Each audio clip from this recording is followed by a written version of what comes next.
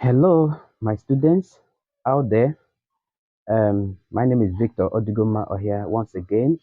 I am here to bring you to one or two things as the new academic session is about to begin. And those of you who are my students out there and every other student out there, okay, I want to share with you one or two things that can be of benefit, of use to you. And okay, I trust God that you will take some of these things I'm going to say seriously. All right. As you are going back to your academic work, I will advise you in these things. One is be focused. Try as much as possible to be focused. Don't avoid distractions. Avoid distractions. The school premises accommodates, people from all kinds of backgrounds and people from all kinds of, foundation and people who are passing through all kinds of things. Sometimes there might be a specimen that might be used to test some of those things.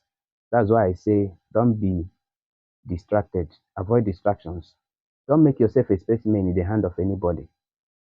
Yes. Sympathize with people over whatever they are passing through and go your way. So you are not supposed to bury yourself into any matter. I'm sure you got what I am saying. When you see people who are gossiping about a teacher, gossiping about this person or that, avoid that. Don't waste your time in things that are not relevant to you. I used to tell my students that the school premises is not your father's compound. It's not your father's compound. Get what you came there to collect and go. It's not your father's compound. Be focused and achieve whatever you want to achieve and go back home. And I don't think there's any other thing you came there to achieve than the best of the results you need. I don't think there's any other thing extra. So you try to minimize how you make yourself available in matters, in issues that you see around you. Okay. I'm not trying to say you isolate yourself totally. Of course, it's a social environment. You try to relate, you try to engage in one or two things, but let those things not become detrimental. Avoid things that are toxic to your academic life. So have a good timetable for your personal studies and also liaise it, try to align it with the general academic timetable so that you can be able to, you know, be able to meet certain expectations. Work hard personally.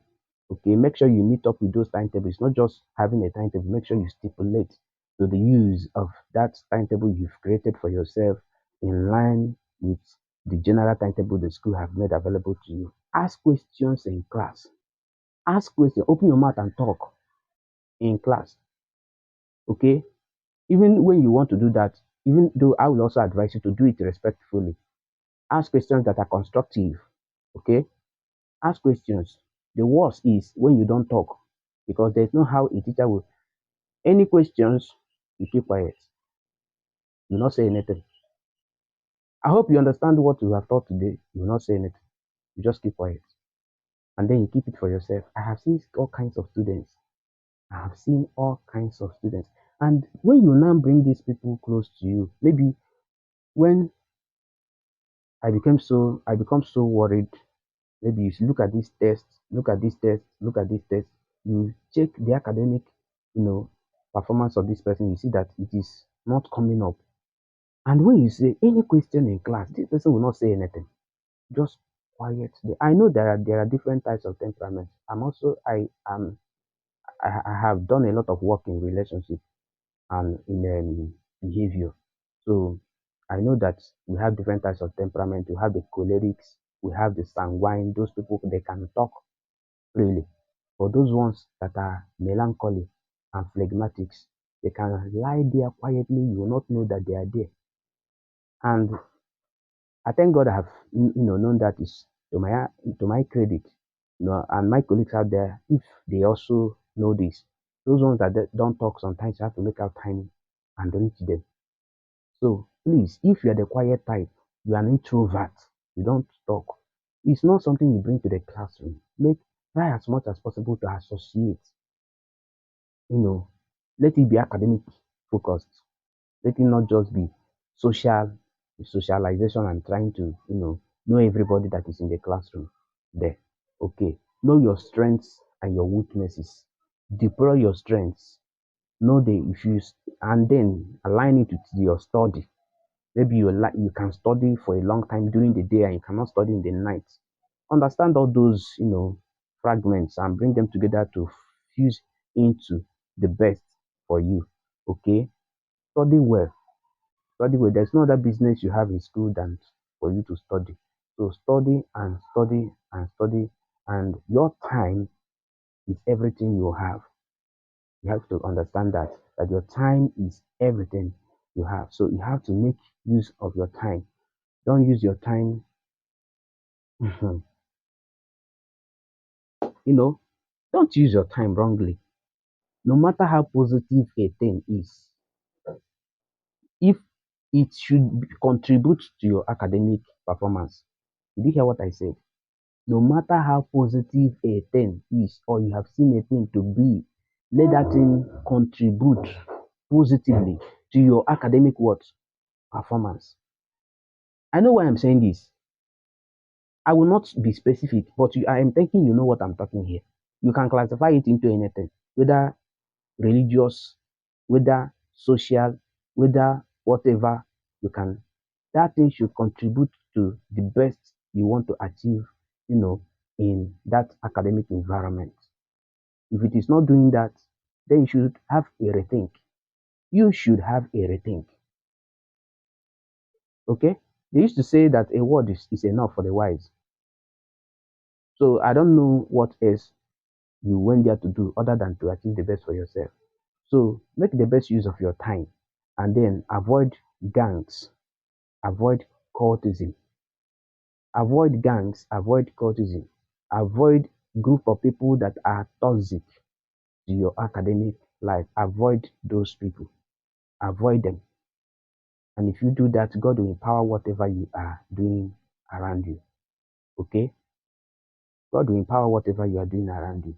And then mm, I have done a book on that. Give me items for my purification. I'm going to present that book here.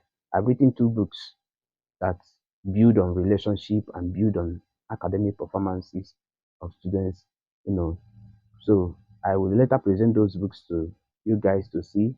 Okay, they are long ago. Some of my students already have copies of them. So I'm just talking from the point of some of those experiences I've had in the classroom. By the grace of God, I taught for several years, O-level mathematics. So I'm telling you all these things from the point of experience. So take them serious. Avoid unhealthy relationships. Avoid unhealthy relationships, no matter who is involved. If it is not contributing to your academic performance, you should avoid it. Know what is toxic to you. Know your strengths, know your weaknesses, know what you can do and what you cannot do. This person did it and escaped.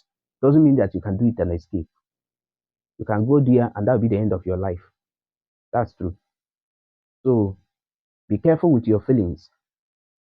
Be careful with your feelings. Okay? Watch yourself. Watch yourself and watch the things you are doing and how you are doing them. Because the things you are doing, there are some unhealthy appetites that can come around your life. You try to pinch them to death. You see the scriptures, the Bible that I use, I'm a Christian. The Bible that I use say, mortify therefore your members, kill them, kill those unhealthy appetites. There are some, you want this, you want this, you want this. You are still a student, you are still studying.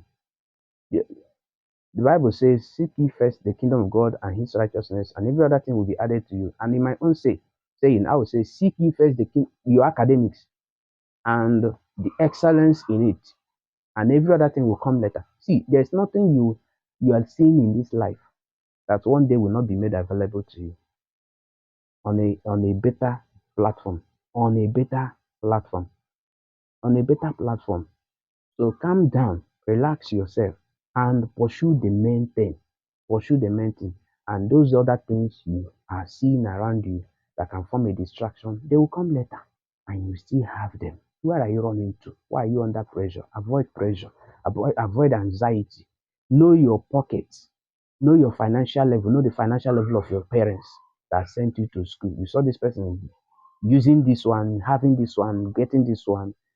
What is your problem? What has that to do with your life? No?